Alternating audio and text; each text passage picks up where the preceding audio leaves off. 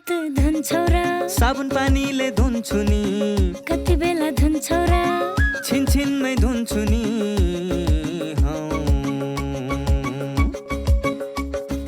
घरमा पस्दा अफिस पस्दा सधैँ धुन्छु हात कोरोनालाई यसै गरी भगाइदिन्छु म त घरमा पस्दा अफिस पस्दा सधैँ धुन्छु हात कोरोनालाई यसै गरी भगाइदिन्छु म त भान्सा छिर्नु अगाडि खाना खानु अगाडि जहाँ त्यही छोएपछि हातले छोपी खोकेपछि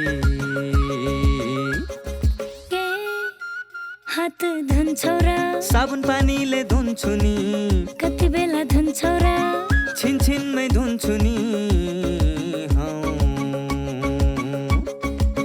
कोरोनाबाट बच्ने 3 उपायहरू। व्यक्ति बीच 2 मिटर टाढा बस्ने, घरबाट बाहिर निस्कँदा मास्क लगाउने र बेला बेलामा साबुन पानीले मिची 20 सेकेन्डसम्म हात धुने। कोरोनाबाट आफू पनि बचाउँ र अरूलाई पनि बचाउँ। दर्शकवृन्द नमस्कार। कार्यक्रम स्वस्थ जीवनको आजको श्रृङ्खलामा यहाँलाई हार्दिक स्वागत छ।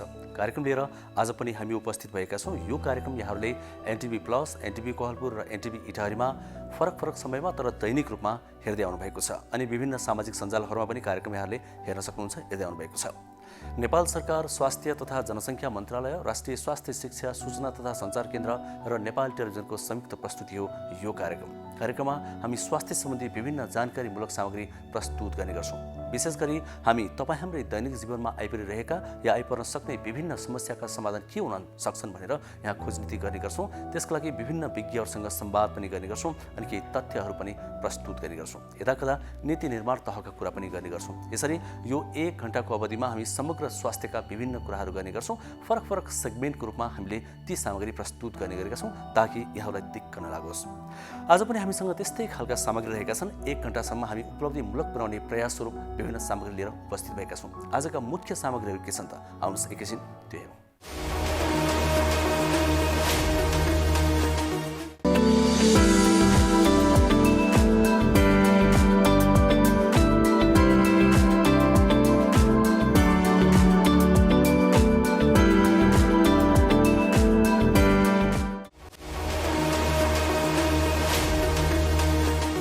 दर्शकवृन्द एकैछिन कोरोना भाइरसको कुरा गरौँ र कोरोना भाइरसको कुरा गर्दा पनि खोपको कुरा गरौँ। खोपको विषयमा भन्नुपर्दा नेपालमा खोप अभियान अहिले पनि चलिरहेको छ। यो कोभिसिल्ड खोप लगाएका 65 वर्ष माथि उमेरका व्यक्तिहरूले दोस्रो खोप जुन पाइरहेका थिएनन् त्यस्ता व्यक्तिहरूलाई अहिले एस्ट्राजेनेका खोप लगाइएको छ।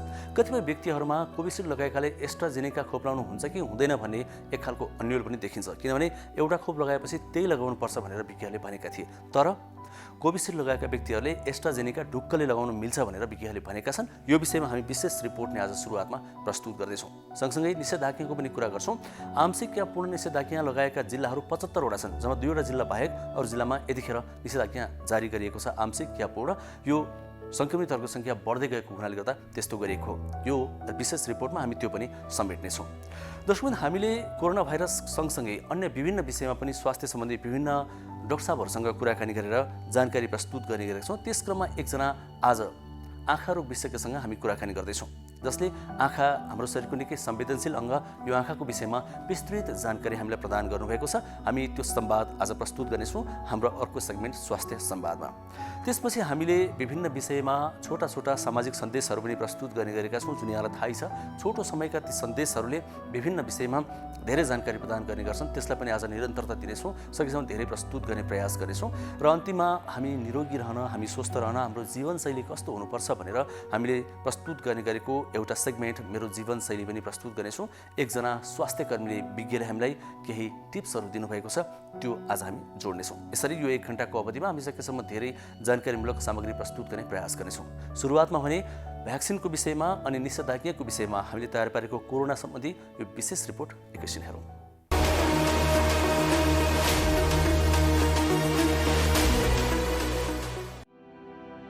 स्वास्थ्य तथा जनसङ्ख्या मन्त्रालयले धेरै समयको अन्तरमा कोरोना भाइरस विरुद्धको खोप लगाउँदा पनि प्रभावकारी हुने जनाएको छ। मन्त्रालयले कोभिसिल्ड खोपको पहिलो मात्रा लगाएको लामो समयको अन्तरमा अहिले ज्येष्ठ नागरिकलाई दोस्रो मात्रा लगाउन थालिएकोले उक्त खोपले काम गर्ने स्पष्ट पारेको छ। मन्त्रालयका सहप्रवक्ता डाक्टर समीर कुमार अधिकारीले कोभिसिल्डको पहिलो मात्रा लगाएको करिब 5 महिनापछि दोस्रो मात्रा लगाए पनि खोपले काम गर्ने बताउनुभयो। गत फागुन 23देखि चैत 10 गतेसम्म 65 वर्षमाथि उमेर समूहका करिब 14.5 लाख व्यक्तिलाई सो खोपको पहिलो मात्रा लगाएकोमा अहिले करिब 5 महिनापछि एस्ट्राजेनिका खोपको दोस्रो मात्रा दिएको छ। कोभिसिल्ड एस्ट्राजेनिका खोप लगाउँदा 2 मात्रा बीचको अन्तराल 2 देखि 3 महिना हुन्छ भनिएकोमा अहिले 5 महिनापछि दोस्रो मात्रा दिएको छ। यसबीच भएका अध्ययनले पहिलो मात्राले पनि काम गरिरहने र धेरै समयको अन्तरालमा दोस्रो मात्रा लगाउँदा पनि प्रभावकारी हुने देखिएको छ। पहिलो मात्रा र दोस्रो मात्राको अन्तराल 5 महिनाको भए पनि खोपले प्रभावकारी रूपमा काम गर्ने भएकोले ढुक्क भएर एस्ट्राजेनिका खोपको दोस्रो मात्रा लगाउन मन्त्रालयले अनुरोध गरेको छ। भुटानबाट 2,30,000 र जापानबाट 5,13,000 मात्रा एस्ट्राजेनिका खोप आइसकेपछि मन्त्रालयले कोभिसिल्डको सट्टा एस्ट्राजेनिका खोप लगाएको हो। मन्त्रालयले कोभिसिल्ड र एस्ट्राजेनिका खोप एउटै कम्पनी र एउटै सूत्रमा बनेकोले लगाउन केही फरक नपर्ने भएकोले कोभिसिल्डको पहिलो मात्रा लगाएका ज्येष्ठ नागरिकलाई दोस्रो मात्राको रूपमा एस्ट्राजेनिका लगाइएको बताएको छ। हालसम्म करिब 47 लाख जनाले पहिलो मात्रा र 33 लाख जनाले पूर्ण मात्रा खोप लगाएका छन्। यसैबीच अहिले मुलुकभर नै निषेधाज्ञामा कडाई गर्न थालिएको छ। कोरोना भाइरस नियन्त्रण तथा रोकथामको लागि अहिले आंशिक वा पूर्ण रूपमा निषेधाज्ञा जारी गर्ने 57 जिल्ला रहेका छन्। कोभिडका बिरामीको चाप बढ्दै गएको निष्कर्षका साथ त्यसको नियन्त्रणको लागि निषेधाज्ञामा कडाई गर्न थालिएको छ। 1000 देखि 2000 को हाराहारीमा दैनिक संक्रमण देखिँदै आएकोमा पछिल्लो केही हप्तामा बढेर 2 देखि 4000 को हाराहारीमा संक्रमित देखिन थालेका छन्। यो बीचमा एकै दिन 5000 बिरामी पनि देखा परेका थिए भने एकै दिन 55 जना समेतको मृत्यु भएको थियो। पछिल्लो समय दैनिक संक्रमितको संख्या बढ्दै गएको छ।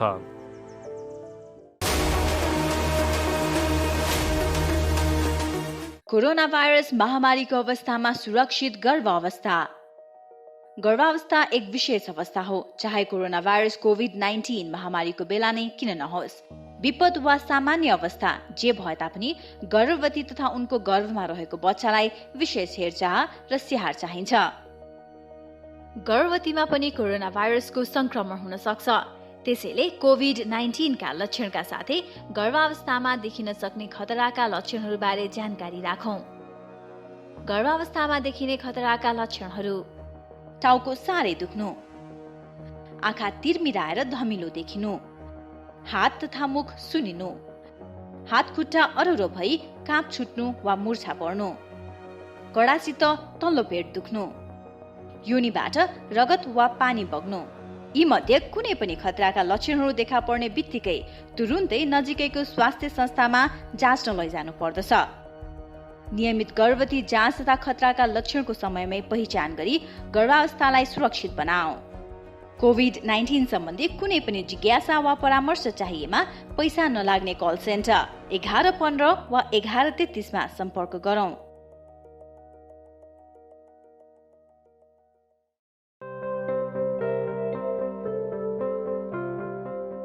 नानु, होमवर्क सक्यो त? गर्दैछु बुवा। कस्तो चुरोट गनाएको। होइन, चुरोट खाएकै छैन। थाहा छ। हजुरले कौसीमा, घर बाहिर आँगनमा, बाटोमा चुरोट खाएर हिँडेको देखेको छु मैले। कहिलेकाहीँ मात्रै हो के? अब छोड्छु। के गर्नु, बानी लागेपछि। सुन्नुहोस्, हजुरले चुरोट खानुभयो, हजुरलाई त असर गर्छ नै। हजुरले खाएको चुरोटको धुवाले हामीलाई पनि रोगी बनाउँछ। हामी रोगी भएको हजुरलाई मनपर्छ? होइन, मलाई त तिमी स्वस्थ फुर्तिलो भएको पो मनपर्छ। त्यसो भए सुन्नुहोस् बा, हाम्रो सरले भन्नुभएको चुरोटको धुवाको 3 तहको असर हुन्छ अरे। First hand, second hand, third hand. होइन, के हो नानु यो first hand, second hand, third hand भनेको? जसले चुरोट खायो उसलाई चुरोटको धुवाले फर्स्ट ह्यान्ड असर गर्छ। सँगै बस्ने मान्छेलाई चुरोटको धुवाले सेकेन्ड ह्यान्ड असर गर्छ, जुन धेरै हानिकारक हुन्छ। त्यो अहिले मलाई भइरहेको छ। सरी नानु, अनि यो थर्ड ह्यान्ड भनेको के नि?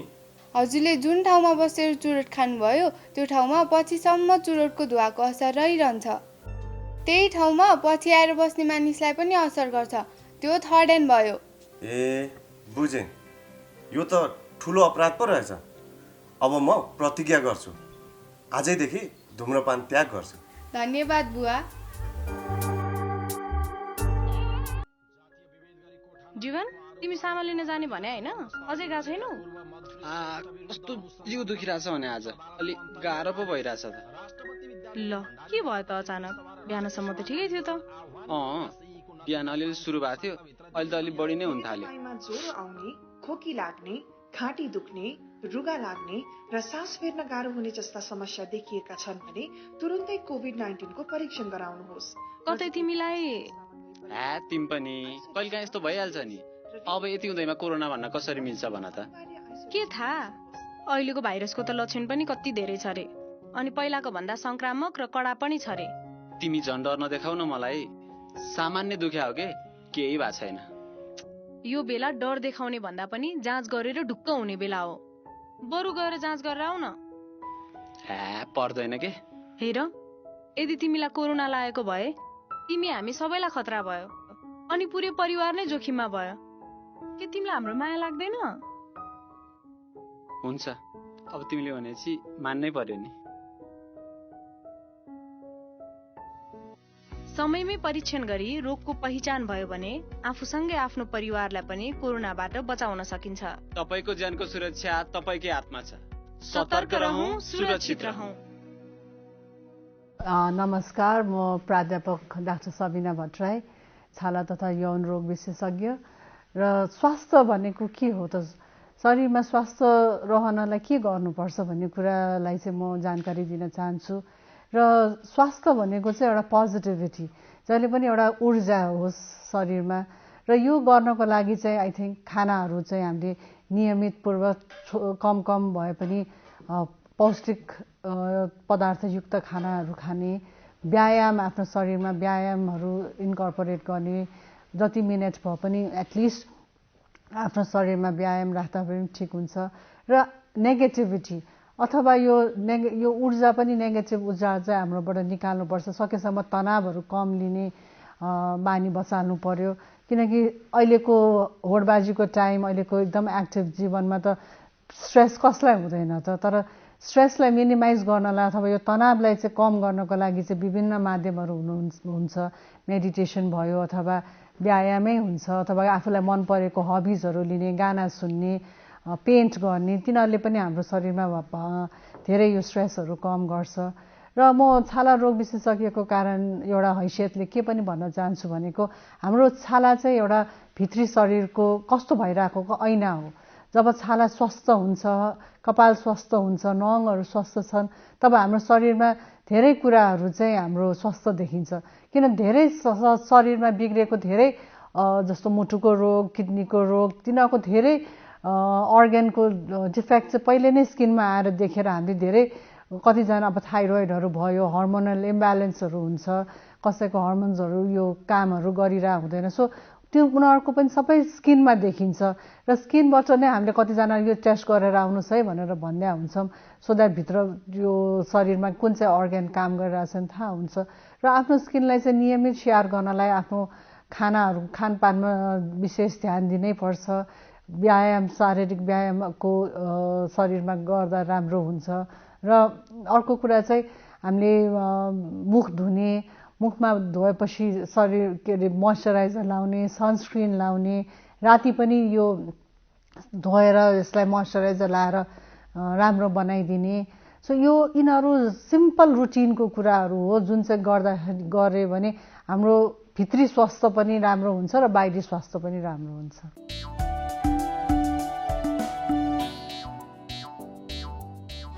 नमस्ते दाजु भाउजू। नमस्कार। कताबाट अस्पतालमा? कसलाई के भयो र?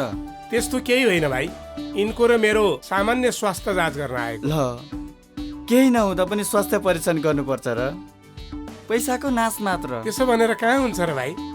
समय समयमा स्वास्थ्य जाँच गरायो भने आफ्नो स्वास्थ्यको अवस्थाबारे थाहा हुन्छ। यसरी नियमित रूपमा स्वास्थ्य जाँच गराउँदा कुनै रोग लागेको छ भने सुरुवाती अवस्थामा नै रोग पत्ता लाग्छ अनि समयमै उपचार गर्न सजिलो हुन्छ नि। सही भन्नुभयो दाइ।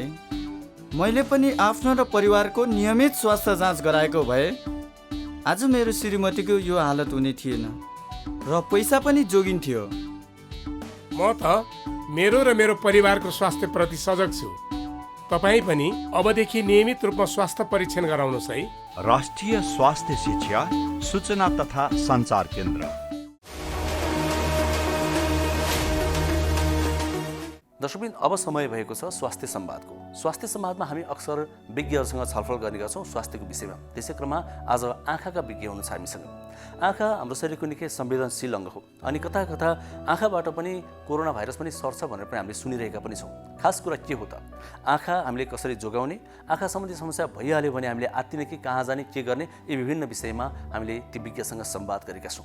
कोरोना र आँखा जोडेर पनि गरेका छौँ अनि समग्र आँखाको समस्याको कुरा पनि गरिरहेका छौँ। तिनै विज्ञसँग हामीले गरेको यो संवाद हेरौँ एकैछिन हाम्रो अर्को सेगमेन्ट स्वास्थ्य संवादमा।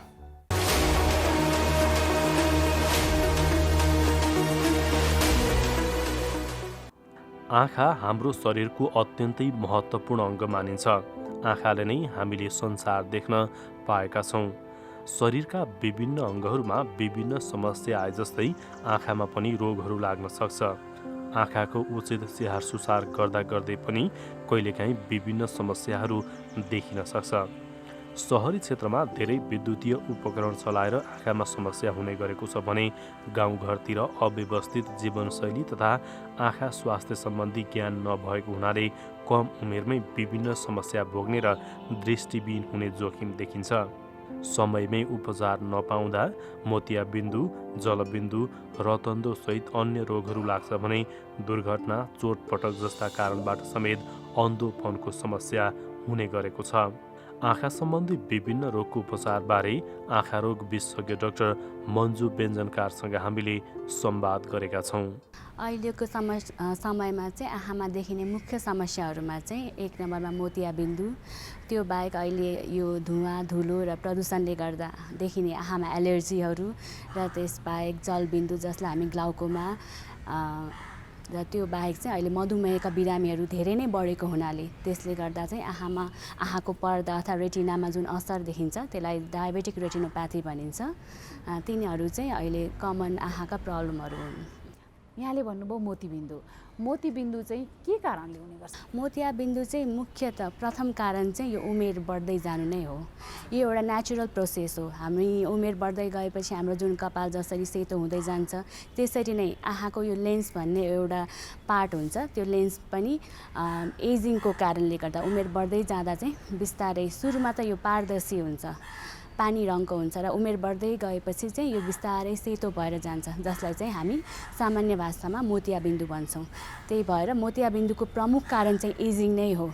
त्यो बाहेक चाहिँ अरू कारणहरू जस्तै चोटपटक लागेपछि पनि मोतियाबिन्दु देखिन सक्छ र त्यसबाहेक सुगर भएका, यो डायबिटिज मधुमेह भएका व्यक्तिहरूमा पनि यो मोतियाबिन्दु देखिन्छ र त्यो बाहेक चाहिँ धेरै रेडिएसनमा एक्सपोज हुने व्यक्तिहरूमा उनीहरूमा पनि मोतियाबिन्दुहरू देखिन सक्छ। तर सबभन्दा प्रमुख कारण यो मोतियाबिन्दुको चाहिँ एजिङ नै हो अथवा उमेर बढ्दै जानु हो। मोतीबिन्दु हुँदा सुरुवाती अवस्थामा कस्ता लक्षण देखिन्छन् अनि जटिल हुँदै गएपछि कस्तो लक्षण देखिन्छ?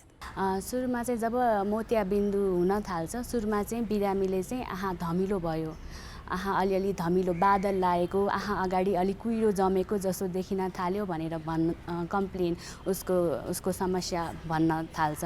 र त्यो बाहेक चाहिँ बत्तीहरू जस्तै उज्यालोहरू हेर्दाखेरि चाहिँ इन्द्रेणी जस्तो देखिने हैन, प्रकाश छरिएर यो लेन्स यो मोतियाबिन्दु हुन थालेपछि यसले लेन्सले चाहिँ प्रकाश चाहिँ अलि छरिएको जस्तो देखाइदिन्छ। त्यसले गर्दा चाहिँ बिरामीले चाहिँ राति अथवा बत्तीहरूमा हेर्दा इन्द्रेणी जस्तो देखियो अनि भन्ने चाहिँ उसको समस्या कम्प्लेनहरू चाहिँ हुन्छ।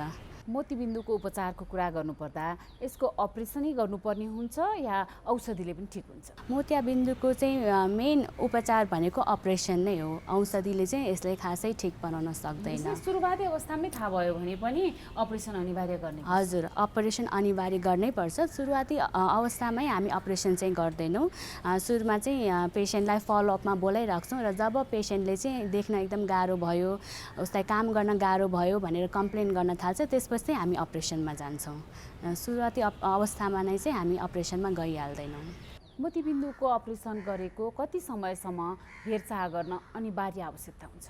अपरेसनको टाइम चाहिँ मानिसअनुसार फरक हुन्छ। जस्तै अब काम गर्ने यङ मान्छे छ, जस्तै 40-50 वर्षको उमेरमा मोतियाबिन्दु भएको छ, ऊ काम गर्छ भने उसलाई त्यो काम गर्ने भएको गर्दा उसलाई अलिकति मात्रै यो दृष्टि कम हुँदा पनि उसलाई काम गर्न अप्ठ्यारो हुन्छ। त्यही भएर त्यस्तो केसहरूमा चाहिँ हामी छिटो नै अपरेसनतिर लाग्छौँ।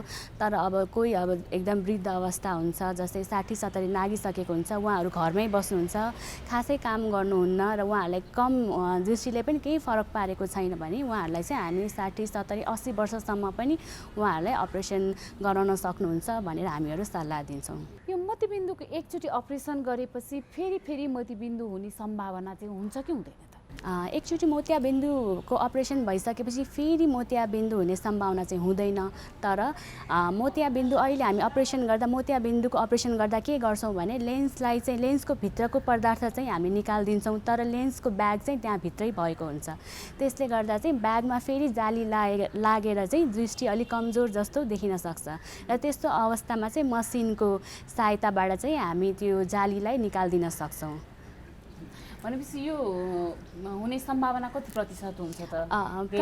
सबैलाई हुन्छ या कसैलाई मात्र? प्रायः जसो सबैलाई नै हुन्छ। एकचोटि लेन्स निकालिसकेपछि जुन ब्याग हाम्रो आँखाभित्र राखिएको हुन्छ त्यसमा चाहिँ बिस्तारै चाहिँ त्यो फेरि अलिकति जाली लाग्ने भन्छौँ, त्यो लाग्छ। त्यही भएर प्रायः धेरै जसोमा नै त्यो समस्या देखा पर्छौँ। तर त्यो निकाल्न चाहिँ धेरै समय लाग्दैन। 1 मिनट अथवा 30-40 सेकेन्डमा एउटा मसिन हुन्छ, त्यो लेजरको माध्यमबाटलाई चाहिँ हामी त्यो जालीलाई चाहिँ हटाइदिन्छौँ र बिरामीले फेरि राम्रो देख्न सक्छ।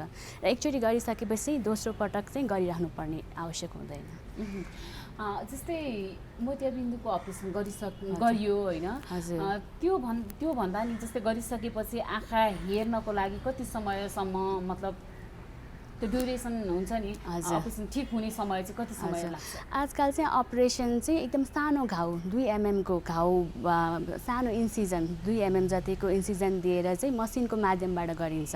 त्यही भएर अपरेसन गर्ने बित्तिकै नै बिरामीले देखिहाल्छ। पहिला जस्तो गरी लामो समय लगाएर अपरेसन गरिने त्यस्तो जमाना छैन अहिले। त्यही भएर अपरेसन गर्ने बित्तिकै नै बिरामीले राम्रोसँगै देख्न सक्छ। तर अपरेसन गरिसकेपछि पनि आँखामा इन्फेक्सन हुने सम्भावनाहरू हुनसक्छ र इन्फेक्सन भयो भने अपरेसन गरेको आँखा बिग्रिन सक्छ। त्यही भएर अपरेसन गरिसकेपछि चाहिँ बिरामीलाई सरसफाइमा ध्यान दिने, आँखामा धुलो फोहोर पानीहरू त्यस्तोहरूबाट बचाउने हामी सल्लाह दिन्छौँ। देख्नलाई त उसले अपरेसन गरेको भोलिपल्टबाट नै राम्ररी देख्न सक्छ। भनेपछि त्यसमा त्यो जुन अपरेसन गरेपछि पट्टी लगाइन्छ नि, त्यो पट्टी चाहिँ कति दिनसम्म अनिवार्य रूपमा राख्नुपर्ने हुन्छ? पट्टी चाहिँ हामी चाहिँ 1 दिनसम्म मात्रै लगाउँछौँ। आजकल अपरेसनको पनि धेरै माध्यमहरू छ होइन। सुई लगाएर इन्जेक्सन लगाएर गरिने अपरेसनमा मात्रै पट्टीको आवश्यक पर्छ, जुनमा चाहिँ टोपिकल भन्नाले थोपा औषधि हालेर पनि आजकल अपरेसन गरिन्छ। त्यसमा चाहिँ पट्टी लाउने आवश्यक हुँदैन। अपरेसन रुमबाट बाहिर आउने बित्तिकै नै बिरामीले छर्लङ्गै राम्ररी देख्ने हुन्छ। भनेपछि त आँखा जस्तो एकदम संवेदनशील अङ्ग हो होइन, यसको पनि यति सजिलै यति छिटोसँग उपचार हुन्छ होइन।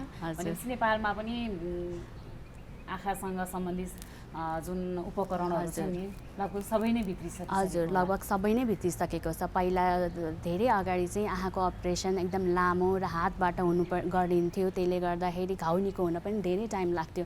तर अहिले बिना इन्जेक्सन पनि अहिले जसलाई चाहिँ हामी टोपिकल भन्छ, फेको इमल्सिफिकेसन 1 mm अथवा 2 mm को इन्सिजन सानो घाउ बनाएर 2-3 मिनटमा अथवा 5 मिनटमा अपरेसन हुन्छ र अपरेसन गर्ने बित्तिकै पनि बिरामीले राम्रोसँग देख्न सक्छ। त्यही भएर अहिले नेपालमा पनि थुप्रै राम्रो प्रविधिहरू भित्रिसकेको छ। सँगसँगै यहाँले जलबिन्दुको कुरा गर्नुभयो होइन, यो जलबिन्दु भनेको चाहिँ के हो, यो के कारणले गर्दा हुने गर्छ? जलबिन्दु भने चाहिँ आँखाभित्रको प्रेसर बढेर जुन आँखाको नसा, आँखाको पर्दामा चाहिँ अप्टिक नर्भ भन्ने एउटा पार्ट हुन्छ, त्यो अप्टिक नर्भमा चाहिँ आँखाको प्रेसर बढेर जुन अप्टिक नर्भमा त्यसमा चाहिँ त्यसको बिस्तारै त्यो बिग्रिँदै जान्छ। त्यो अवस्थालाई चाहिँ हामी जलबिन्दु अथवा ग्लाउकोमा भन्छौँ। भनेपछि निराज साहब यो कुन उमेर समूहको मानिसलाई हुनसक्छ? प्रेसर भन्नुभयो यहाँले। हजुर, यो कुनै यही उमेर समूह भन्ने हुँदैन। भर्खर जन्मेको बच्चादेखि लिएर वृद्ध अवस्थादेखि लिएर यो बिचका उमेरका सबैमा देखिन सक्छ। यो भर्खर जन्मेको बच्चालाई पनि हुन्छ जलबिन्दु।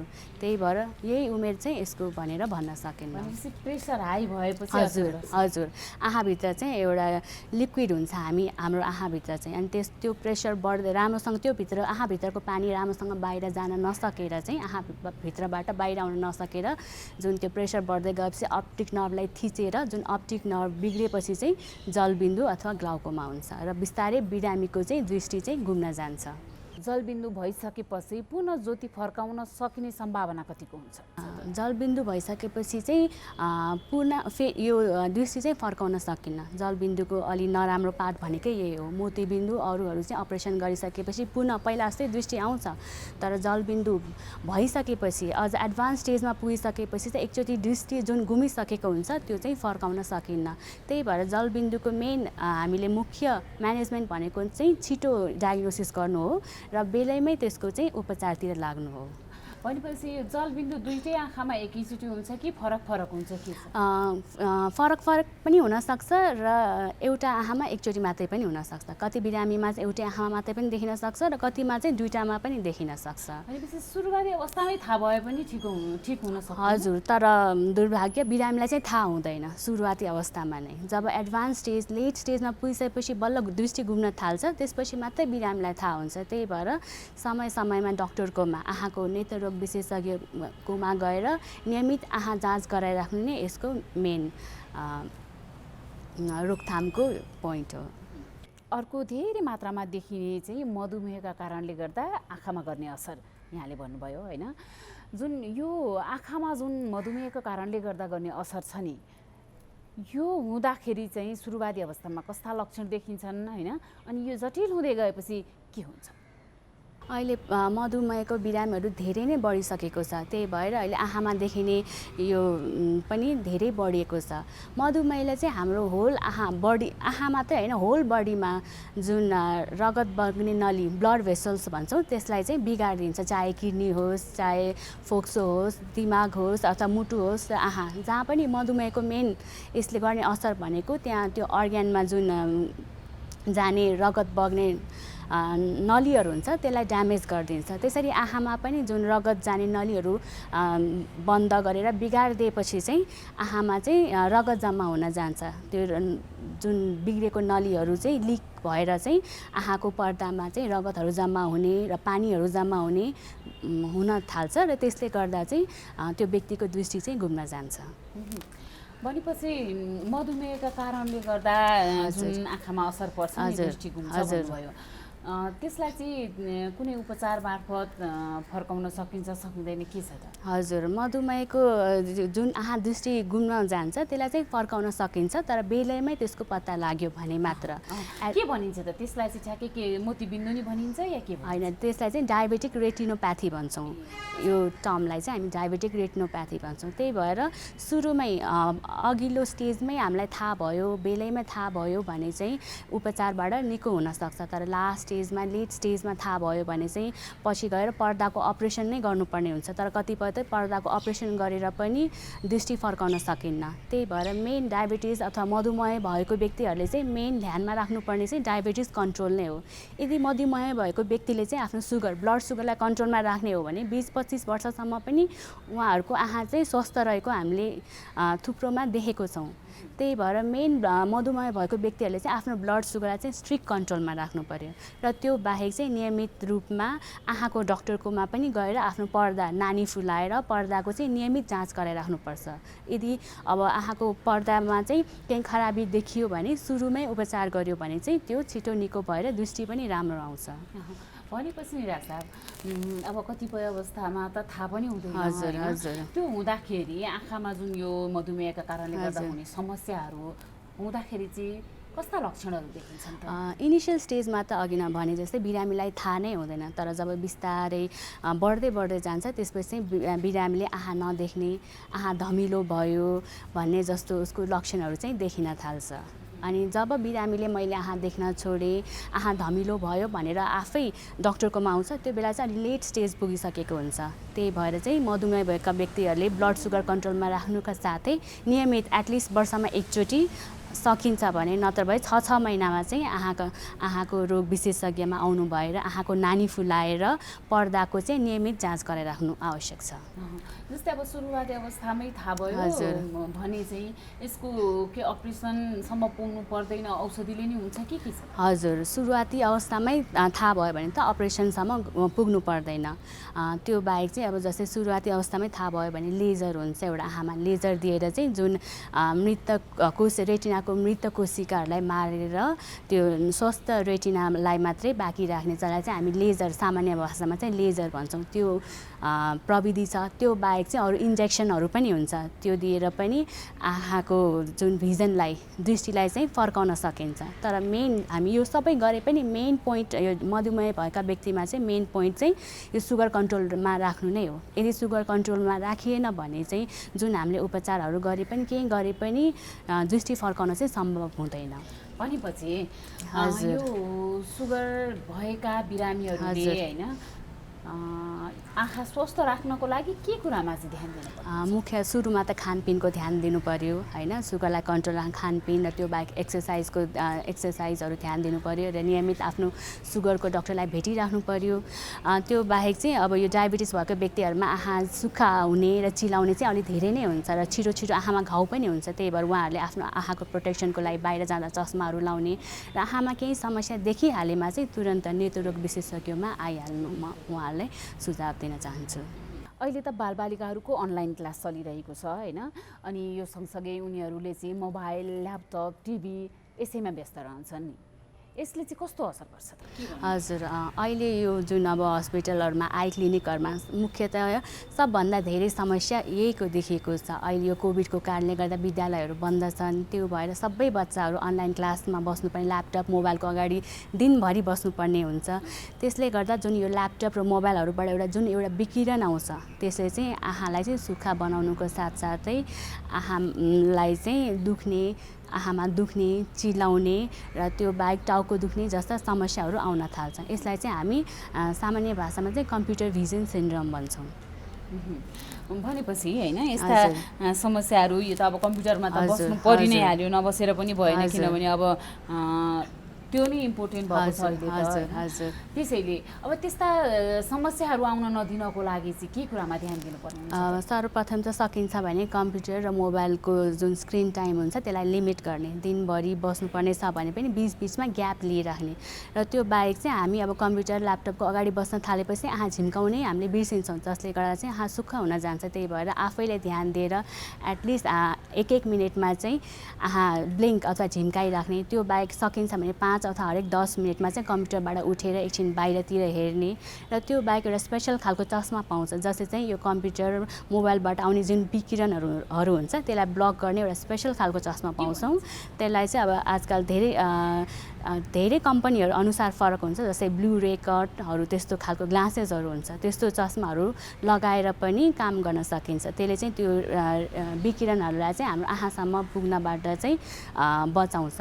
र त्यो बाहेक अब यदि धेरै नै अब उसलाई टाउको दुख्यो, आँखा दुख्न थाल्यो भने चाहिँ त्यो बाहेक अब डक्टरकोमा आउनु भएर हामी चाहिँ उहाँहरूलाई आँखा सुक्खा हुनबाट बचाउने यो औषधहरू प्रयोग गर्न सल्लाह दिन्छौँ। अनि यो जुन समस्या हुन्छ भन्नुभयो नि, यो समस्याले चाहिँ पछिसम्म दीर्घ रोग हुन सक्ने सम्भावना हुन्छ कि हुँदैन? हजुर, दीर्घ रोग हुन सक्ने सम्भावना रहन्छ, किनभने मोबाइल र कम्प्युटरबाट त अब आजकल कोही पनि अब टाढा बस्नै सक्दैन। अब यो नै हाम्रो पार्ट अफ लाइफ भइसक्यो। त्यही भएर लामो समयसम्म चाहिँ पछिसम्म गएर पनि हामीहरूमा टाउको दुख्ने, आँखा दुख्ने, चिलाउने, पोल्ने जस्तो समस्या चाहिँ आइरहन सक्छ। आँखामा आउने यी सम्पूर्ण समस्याहरू त छँदैछन् हैन, यो समस्या हुन नदिनको लागि के कुरामा ध्यान दिनुपर्ने? अब आँखाको समस्या हुन नदिनको लागि चाहिँ नियमित रूपमा सुरुमा त आँखाको डक्टरलाई पनि देखाइरहनु पर्ने हुन्छ। हामीहरू चाहिँ के गर्छौँ, अरू रोगहरू लाग्ने बित्तिकै डक्टरकोमा गइहाल्छौँ, तर आँखालाई चाहिँ हेलचेक गरेको मैले देखेको। हजुर, यो आँखाको चेक जाँच कति समयमा अनिवार्य गर्न नियमित एटलिस्ट वर्षमा 2 चोटि चाहिँ केही नभए पनि गएर चाहिँ डक्टरकोमा देखाइरहनु पर्ने हुन्छ। हामीहरूलाई चाहिँ कस्तो बानी छ भने केही समस्या नभएसम्म हामी डक्टरकोमा जाँदैन, अझ आँखाकोमा त अझै केही भएकै छैन किन जाने भनेर हामी जाँदैनौँ। त्यही भएर एटलिस्ट वर्षमा 2 चोटि, स्पेसली बच्चाहरूलाई त एटलिस्ट वर्षमा 2 चोटि त नियमित डक्टरकोमा गएर आँखाको डक्टरकोमा गएर चाहिँ आँखा जाँच गराइराख्न म सुझाव दिन चाहन्छु। सँगसँगै अरू हजुर, ध्यान दिने कुरा चाहिँ अब जस्तो अहिले धुलो प्रदूषणले गर्दा आँखा पोल्ने, सुक्खा हुने जस्तो यो समस्याहरू देखिन थालेको छ। त्यही भएर बाहिर घाममा जाँदाखेरि सनग्लासेसहरूको प्रयोग गर्ने, सकिन्छ भने लामो समयसम्म एसी र फ्यानमा नबस्ने, त्यसले गर्दा आँखा सुक्खा हुन गएर पोल्ने, चिलाउने जस्तो सम्भावना देखिन सक्छ। त्यही भएर सकिन्छ भने सकेसम्म घाममा बाहिर नजाने, जानै परे कालो चस्माहरू प्रयोग गरिने, आँखा चिलायो भने आँखा नमिच्ने। धेरैजनाले के गर्नुहुन्छ, आँखा चिलायो रातो भयो भने अझै मिच्नुहुन्छ र त्यसले गर्दा आँखामा घाउ भएर अझै ठुलो समस्या देख्न सक्छ। त्यही भएर आँखाहरू नमिच्ने, बेला बेलामा आँखालाई चाहिँ सफा चिसो पानीले आँखा धोइराख्ने जस्ता कुराहरू चाहिँ गर्न सकिन्छ। र त्यो बाहेक आँखा रातो भएर चिलाउने त्यस्तो भयो भने तुरन्तै नेत्ररोग विशेषज्ञकोमा गइहाल्न सुझाव दिन चाहन्छु। यो अल्छी आँखा भनेको चाहिँ के हो? बालबालिकामा अल्छी आँखा पनि भनिन्छ नि। अल्छी आँखा अथवा हामी मेडिकल टर्म्समा चाहिँ जुन एम्ब्लाइपिया भन्छौँ, बच्चाहरूमा चाहिँ के हुन्छ भने सानैदेखि कति बच्चाहरूमा चाहिँ चस्मा लाउनु पर्ने अथवा आँखामा पावर हुन्छ, तर बच्चाहरूलाई चाहिँ थाहा हुँदैन। उनीहरूले नदेखेको भए पनि उनीहरूले आफ्नो आमा बुवालाई मैले देखिरहेको छैन अथवा भनेर भन्न सक्दैन। अब कति त 1-2 वर्षको बच्चाहरू उहाँहरूलाई त झन् केही थाहै हुँदैन। त्यो बाहेक पनि 3-4 वर्षको बच्चाहरूले पनि उहाँहरूले आफूले कमजोर देखिरहेछ, राम्रोसँग देखिरहेको छैन भनेर थाहा हुँदैन। र हामी आमा बुवाहरूले पनि के गर्छौँ, बच्चाहरूले अब केही भनेको छैन भने हामी डक्टरकोमा पनि लिएर जाँदैनौँ। र जब बच्चाले आँखा बिस्तारै कम देख्न थाल्छ, त्यसपछि आँखा चाहिँ बिस्तारै आँखामा स्टिमुलेस कम भएर चाहिँ आँखा पनि बिस्तारै अल्छी भएर जान्छ। आँखाको मेन काम भनेको हेर्ने हो, तर आँखाले नदेख्न थालेपछि चाहिँ बिस्तारै आँखाले आफ्नो काम छोड्दै जान्छ र बिस्तारै त्यो पनि अल्छी भएर जान्छ। र पछि जब ठुलो भएपछि बच्चाले आँखा देखेन भनेर डक्टरकोमा लिएर आउनुहुन्छ, त्यो बेलासम्म चाहिँ आँखाले आफ्नो काम छोडिसकेको हुन्छ। र जति चस्मा लगाए पनि जे गरे पनि त्यो आँखाको जुन दृष्टि हुन्छ त्यो फर्किँदैन। र यसलाई चाहिँ हामी एम्ब्लाइपिया अथवा अल्छी आँखा भनिन्छौँ। अल्छी आँखा भएको कसरी थाहा पाउने, यसका लक्षणहरू कस्ता हुन्छ? अब बालबालिकाहरू यसको लागि त सर्वप्रथम चाहिँ नियमित हरेक बच्चालाई एटलिस्ट 1 वर्षदेखि नै, जन्मेको 1 वर्ष सकिन्छ भने जन्मेको 6 महिनादेखि नै बच्चाको चाहिँ नियमित आँखा जाँच गराउन लाग्नुपर्ने हुन्छ। र त्यो बाहेक चाहिँ बच्चाहरूले अलिक नदेख्न थालेपछि अब टिभीहरू हेर्दाखेरि आँखा टिभीको नजिक गएर हेर्ने जस्तो कामहरू गर्न थाल्छ। र त्यस्तो देख्ने बित्तिकै आमा बुवाहरूले चाहिँ बुझेर चाहिँ मेरो बच्चाले आँखा देखिरहेको छैन भनेर चाहिँ डक्टरकोमा लिएर जानुपर्छ। त्यो बाहेक चाहिँ कति केसमा त अझ आँखाले कम देख्न थालेपछि आँखा आफै बाङ्गो भएर जान्छ आँखा, अनि त्यस्तो समस्या देखियो भने पनि तुरन्तै नै डक्टरकोमा लिएर आउनुपर्छ। भनेपछि यो अल्छी आँखा भएको कति समयसम्म थाहा पाइयो भने चाहिँ होइन यो यसको ज्योति फर्काउन सकिन्छ? हजुर, यो अल्छी आँखा चाहिँ 10 वर्षसम्मको एजसम्म थाहा पाइयो भने चाहिँ ज्योति फर्काउन सकिन्छ। यसको चाहिँ एक्सर्साइजहरू हुन्छ। यो अल्छी आँखाको उपचारमा चाहिँ एउटा थेरापीहरू हुन्छ, जसमा चाहिँ हामी नर्मल आँखालाई चाहिँ छोपिदिन्छौँ र अल्छी आँखालाई चाहिँ अझै धेरै काम गरोस्, अझै एक्सर्साइज गरोस् भनेर एउटा थेरापी, जसलाई चाहिँ हामी प्याचिङ थेरापी भन्छौँ। र यो थेरापी चाहिँ 10-11 वर्षसम्म मात्रै उमेरसम्म मात्रै काम गर्छ, किनभने 11 वर्षपछि चाहिँ हाम्रो आँखाको ग्रोथ चाहिँ लगभग बन्द भइसकेको हुन्छ। त्यही भएर बेलैमा आँखा अल्छी छ अथवा कमजोर छ भनेर थाहा भयो भने चाहिँ यसको उपचार सम्भव हुन्छ। अथवा ठुलो भएपछि जस्तै 12 वर्ष नागिसकेपछि अस्पताल आउनुभयो भने चाहिँ यसको उपचार सम्भव हुन्न। त्यही भएर म हरेक आमा बुवाहरूलाई चाहिँ आफ्नो बच्चाहरूको नियमित होइन, अब केही समस्या नभए पनि, अब बच्चाले थाहा हुँदैन, कति केसमा त बच्चाले आफूले भन्न सक्दैन, तर नभने पनि नियमित एटलिस्ट 6 महिनामा चाहिँ बच्चालाई चाहिँ आँखाको डक्टरकोमा ल्याएर चाहिँ आँखा जाँच गराइराख्न म सल्लाह दिन चाहन्छु। डाक्टर साहब, जस्तो अर्को कुरा नि, जस्तै बालबालिकाहरू अहिले साना बालबालिकाहरू पनि एकदमै धेरै मोबाइल हेर्ने हुन्छन्। उनीहरूलाई अब खाना खुवाउँदा पनि मोबाइल देखाएर खुवाउनु पर्ने अवस्था हुन्छ होइन। अब हुन त दिनमा 2 घन्टा 3 घन्टा त अनिवार्य हेर्छन् बच्चाहरूले होइन, अझ 4 घन्टासम्म पनि हेर्छन्। यसले चाहिँ उनीहरूको आँखामा असर गर्छ कि गर्दैन? हजुर, यसले चाहिँ अघि नै भने जस्तै यो मोबाइल कम्प्युटरबाट जुन विकिरण हुन्छ त्यसले गर्दा चाहिँ अफकोर्स यसले आँखामा असर गर्छ। र त्यो बाहेक चाहिँ यो सानो सानो बच्चाहरूलाई नै मोबाइल कम्प्युटर धेरै समयसम्म देखायो भने उनीहरूको ग्रोथ, ओभरअल ग्रोथ, यो मानसिकदेखि शारीरिक ग्रोथ नै यो कमजोर भएर जाने जुन स्टडिजहरूले देखाएको छ। त्यही भएर चाहिँ हरेक आमा बुवालाई चाहिँ आफ्नो बालबालिकाहरूलाई मिनिमम एटलिस्ट 2-3 वर्षको बच्चाहरूलाई पनि एटलिस्ट दिनमा आधा घन्टा अथवा 1 घन्टाभन्दा बढी चाहिँ टिभी, मोबाइल, कम्प्युटरहरू नदेखाउन म सल्लाह दिन चाहन्छु। हाम्रो एक सन्तान छ, अर्को तुरुन्तै जन्माउने इच्छा छैन। त्यसैले परिवार योजनाको लामो अवधिका केही अस्थायी साधनहरूको बारेमा सल्लाह लिउँ भनेर आएको। तपाईहरु जस्तो लामो अवधिको गर्भान्तर गर्न चाहनेहरूको लागि इम्प्लान्ट वा आयुसिडी नै ठिक हुन्छ। अनि यो इम्प्लान्ट आयुसिडी कहाँ कसरी प्रयोग गरिन्छ, कति समय काम गर्छ होला? इम्प्लान्ट चाहिँ महिलाहरूको पाखुराको छाला मुनि राख्ने हो र यो एक पटक राखेपछि 5 वर्षसम्म गर्भ रहँदैन। अनि आयुसिडी नि? आयुसिडी चाहिँ महिलाहरूको पाठेघरमा राखिन्छ र यो एक पटक राखेपछि 12 वर्षसम्म गर्भ रहँदैन। बीचमै सन्तानको रहर भयो भने? यदि तपाईहरुलाई बीचैमा सन्तानको रहर भएमा यी दुवै साधनहरूलाई झिक्न पनि सकिन्छ। अनि यी दुवै अस्थायी साधनहरू कतिको सुरक्षित छन् त? सुरक्षित र प्रभावकारी छन्। तपाईहरुले केही डर मान्नु पर्दैन। पहिला तपाईहरु सल्लाह गर्नुहोस्, त्यसपछि सेवाको लागि त हामी जहिले आउनुहुन्छ तयार छौँ।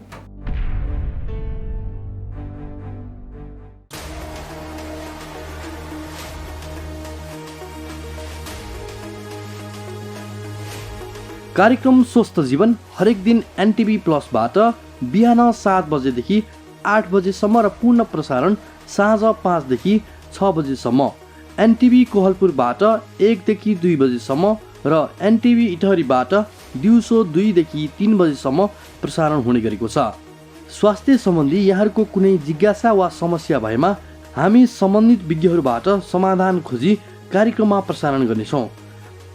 हामीलाई सम्पर्क गर्ने माध्यमहरू यस प्रकार रहेका छन्: फोन, एसएमएस तथा भाइबरको लागि 98 43 52 93 97, इमेल swasthajievan@ntv.org.np। यस कार्यक्रमको बारेमा आफ्नो सल्लाह, सुझाव र प्रतिक्रिया पनि यहाँहरूले यिनै माध्यम मार्फत दिन सक्नुहुनेछ। साथै कार्यक्रममा के कस्ता सामग्री, विषय वा विज्ञहरू समेट्नु पर्ला भन्ने विषयमा पनि सुझाव दिन सक्नुहुन्छ। कार्यक्रम यहाँहरूले सामाजिक सञ्जाल मार्फत पनि हेर्न सक्नुहुनेछ। YouTube Nepal television, mobile application Nepal television, Facebook facebook.com/neptv2041। अब अहिले यो कोरोना महामारीको बेलामा सबैभन्दा महत्त्वपूर्ण कुरा भनेको मास्क हो सुरक्षाको लागि। त्यसैले मास्कको बारेमा चाहिँ थाहा पाउनु एकदमै जरुरी छ। अहिले धेरैले मास्कको प्रयोग गरिरहनु भएको छ, तर जतिले प्रयोग गरिरहनु भएको छ उहाँहरूले पनि यो राम्रो तरिकासँग प्रयोग नगरिरहेको अवस्था छ। त्यसैले मैले अहिले मास्कको बारेमा यो कसरी यसलाई सही तरिकाले प्रयोग गर्ने भन्ने बारेमा यहाँहरूलाई म केही कुराहरू बताउन चाहन्छु। मास्क मोटामोटी रूपमा हामीले 3 प्रकारका अहिले देखिराखेका छौँ। पहिलो प्रकार भनेको यो N95 मास्क छ। यो N95 मास्क भनेको यस्तो प्रकारको छ। यो N95 मास्कमा पनि 2 प्रकारको छ। एउटा यस्तो भल्भ भएको छ, यहाँ यस्तो भल्भ छ यसमा, र अर्को थरीमा चाहिँ भल्भ छैन। त्यसैले यो N95 मास्कमा भल्भ भएको र भल्भ नभएको गरी 2 प्रकारको छ। र अर्को यो सर्जिकल मास्क छ। यो सर्जिकल मास्क सबैभन्दा धेरै प्रयोग भइरहेको यो सर्जिकल मास्क हो। र तेस्रो चाहिँ कपडाले बनाएको, घरमै कपडाले बनाएको मास्क छ। अब यो मास्क लगाउँदाखेरि हामीले के कुरा थाहा पाउनुपर्छ भने अब यसलाई राम्रोसँग नाक र मुख छोपिने गरी लगाउनुपर्छ। यसरी राम्रोसँग नाक र मुख छोपिने गरी मास्क लगाउनुपर्छ र मास्क लगाउँदाखेरि यो भागमा समाउनुपर्छ। यो भागमा मास्कमा समाउनु हुँदैन कि यो कानमा अड्काउने भागमा समाएर अनि यसलाई यस प्रकारले लगाउनुपर्छ। टप्प हुने गरी नाक, गाला, तलको चिउरो कतैबाट पनि हावाभित्र बाहिर नआउने गरी यो लगाउनुपर्छ। र अहिले फुकाल्दाखेरि पनि यो पछाडिपट्टि कानको पछाडि फुकालेर यसरी फुकाल्नुपर्छ। र मास्क लगाउँदाखेरि र फुकाल्दाखेरि हात चाहिँ धुनुपर्छ। यो जरुरी छ कि हातले चाहिँ मास्कलाई छुन हुँदैन।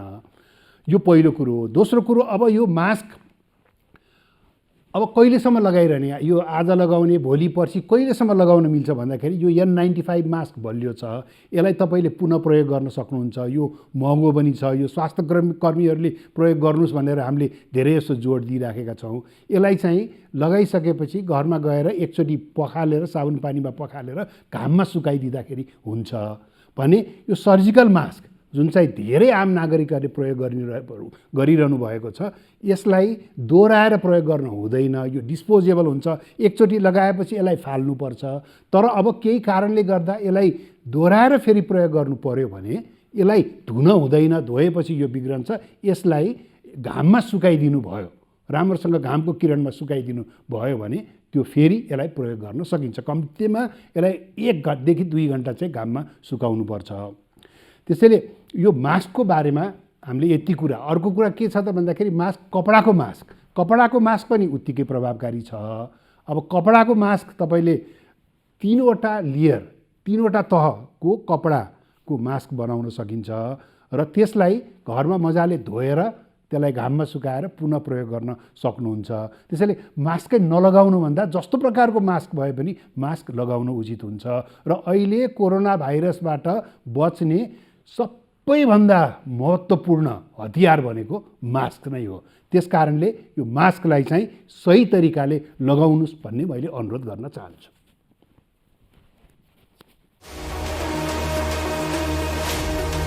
दर्शकवृन्द, कार्यक्रममा फेरि पनि हार्दिक स्वागत छ। अब हामी एकैछिन जीवनशैलीको कुरा गर्दैछौँ। हामीले सुरुवातमा पनि भनेका थियौँ यो कार्यक्रम हामी अन्तिममा प्रायः जसो यो सेगमेन्ट प्रस्तुत गर्ने गर्छौँ, किनभने धेरै दर्शकहरूले हामीलाई यो सेगमेन्टको विषयमा सकारात्मक प्रतिक्रिया दिनुभएको छ, उपलब्धिमूलक भएको जानकारी दिनुभएको छ। त्यसैले पनि हामीले यसलाई जोड दिएका हौँ। एकजना विज्ञले हामीलाई हामी स्वस्थ रहने हो भने, निरोगी रहने हो भने के कुरामा ध्यान दिनुपर्छ भनेर भन्नुभएको छ। त्यही कुरा नै अब हामी यो सेगमेन्टमा प्रस्तुत गर्छौँ। फरक क्षेत्रका विज्ञहरूले फरक विषयमा आफ्नो विज्ञता अनुसार यो सेगमेन्टमा सुझावहरू दिने गर्नुहुन्छ। ती निकै उपलब्धिमूलक र प्रभावकारी भएका कुरा हामीले पाएका छौँ। आउनुहोस् आज पनि त्यही क्रम दोहोऱ्याउँ, एकजना विज्ञको यो सुझाव हेरौँ हाम्रो सेगमेन्ट मेरो जीवनशैलीमा।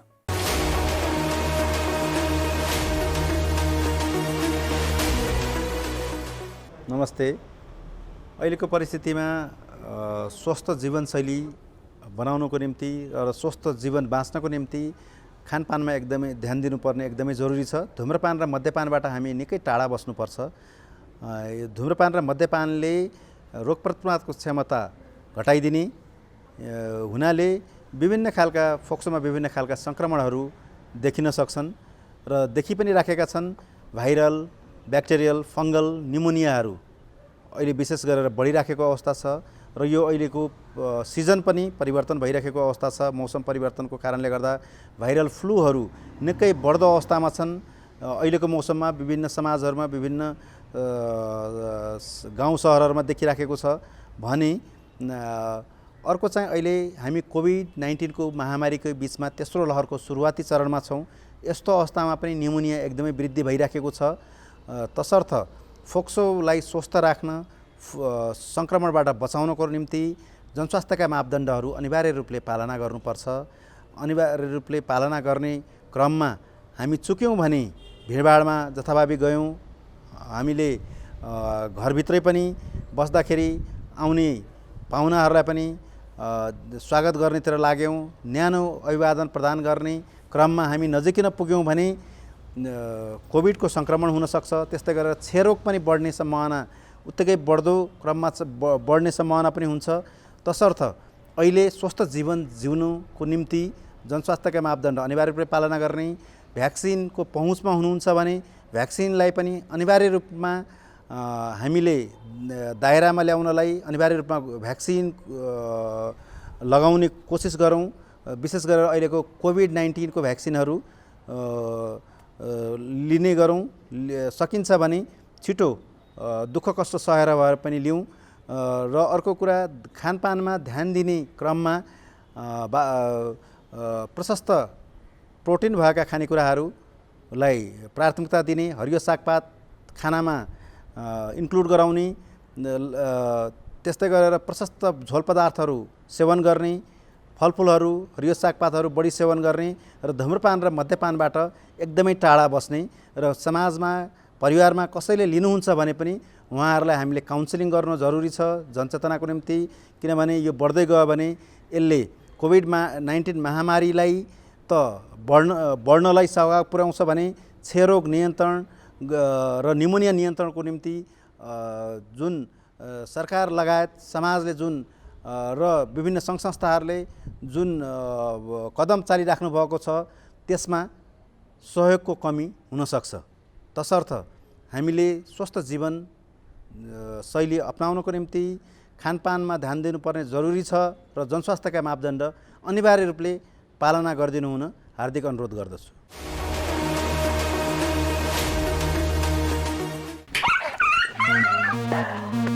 किन लखडा तिमीहरूले कुकुरलाई? ऊ त्यहाँ नारायण दाइले कुकुरले टोक्यो। ओहो, साउन पानी लिएर आऊ त छिटै छिटै या। नारायण बाबु, काँटोको कुकुरले। कुकुर हेर्नुस् न। ए साउन पानी छिटै ल्याउनु दौडा। कसको कुकुर रहेछ? खै टोकेर भाग्यो। भुसिया हो कि? कुकुरले साउन पानी। ल्याउ ल्याउ ल्याउ ल्याउ ल्याउ। कुनै पनि कुकुरले टोक्यो भने 5 मिनेटसम्म साबुन पानीले सफा गर्नुपर्छ। चिनेको वा पालिया कुकुर हो भने 10 दिनसम्म हेर्नुपर्छ। 10 दिनभित्र त्यो कुकुर मर्यो वा हरायो भने तुरुन्तै इन्जेक्सन लाउनुपर्छ। होइन गुरु, कहाँ खोज्नु त्यो कुकुरलाई मैले? यस्तो बेला तुरुन्त अस्पताल जानुपर्छ। हिँडे जाउँ, उठाऊ। ठिक गर्नुभयो। अझ औला, गाला, टाउको, घाँटीमा टोकेको भए त झन् बढी खतरा हुन्थ्यो। अब आत्तिनु पर्दैन। नछुटाइकन भ्याक्सिन लिनुस्, केही हुन्न। रेबिज लाग्यो भने कस्तो लक्षण देखिन्छ डाक्टर साहब? रेबिज लागेपछि पानीदेखि डराउने, थुकिरहने, कराउने हुन्छ।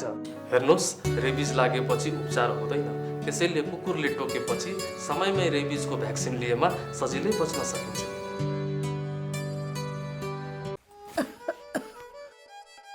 काकी कता हिँड्नु भएको? रुगा खोकी लागेर सन्चो नभएको धेरै भयो। औषधि लिन हिँडेँ कि म त। हो, म पनि अस्ति बिरामी हुँदा एन्टिबायोटिक औषध किनेर खाकी थिएँ। ए मसँग बाँकी छ, त्यही खाँदा भइहाल्छ नि। किन किन जानु पर्यो र? हिँड्नुहोस्, मसँग औषध लिएर जानु होला। ल ल जाऊ। कहाँ जाने कुरा हुँदैछ? बहिनीकोमा एन्टिबायोटिक रहेछ, त्यही लिन जरा लाकी। कहाँ त्यसरी एन्टिबायोटिक खानुहुन्छ त? स्वास्थ्य कर्मीको सिफारिस बिना मैले छोरीलाई एन्टिबायोटिक औषधि खुवाउँदा रोग बल्झेर छोरीले कति धेरै दुःख पाए। तुरुन्त स्वास्थ्य कर्मी कहाँ गएर जचाएर मात्र औषधि खानुहोस्। तपाईँ यहाँ आएर धेरै राम्रो गर्नुभयो। एन्टिबायोटिक औषधिको दुरुपयोगले बारम्बार रोग बल्झिएर निको हुन गाह्रो हुन्छ र हामी सबैलाई जोखिममा पारेको छ। त्यसैले सधैँ स्वास्थ्य कर्मीको सिफारिसमा मात्र एन्टिबायोटिक औषधि पुरा मात्रामा र पुरा अवधि सेवन गर्ने गरौँ। स्वास्थ्य सम्बन्धी महत्त्वपूर्ण नम्बरहरू। स्वास्थ्य सम्बन्धी कुनै पनि जानकारी र सहयोगका लागि स्वास्थ्य तथा जनसङ्ख्या मन्त्रालयका हटलाइन नम्बरहरू 1115 र 1133 वा मोबाइल नम्बर 985112 55839। एम्बुलेन्स सेवाको लागि 102 र 112। वैदेशिक रोजगारीको क्रममा स्वास्थ्यमा समस्या भएमा, अन्य सहयोग वा जानकारी आवश्यक परेमा श्रम, रोजगार तथा सामाजिक सुरक्षा मन्त्रालयको हटलाइन नम्बर 1141। शान्ति, सुरक्षा र अन्य सहयोगका लागि नेपाल प्रहरीको नम्बर 100। सशस्त्र प्रहरी बलको नम्बर 1114। रगत आवश्यक परेमा ब्लड बैंकको नम्बर 01 42 25 344।